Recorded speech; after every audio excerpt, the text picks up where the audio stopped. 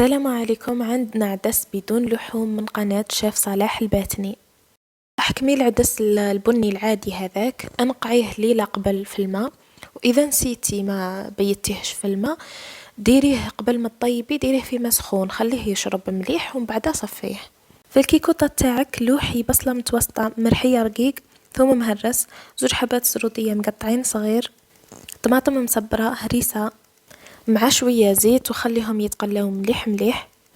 ومن بعد زيدي التوابل تاوعك اللي هما حبة تاع جامبو دجاج، ملح، كزبر، كمون، فلفل كحل، كركم، عكري وفلفل حمر حار. زيدي قليهم مليح ومن بعد مرقي بما سخون، وكي يبدا يغلي المرق زيدي العدس تاعك وخليه حتى يطيب، لوحيلو قرن فلفل حار يغلي فيه ومن بعد طفي، وكي تقدميه زيديلو كزبر مقطع. جبنين ما شاء الله، يعطيه الصحة. مولا الوصفة، نتلاقاو في فيديو أخرى بإذن الله.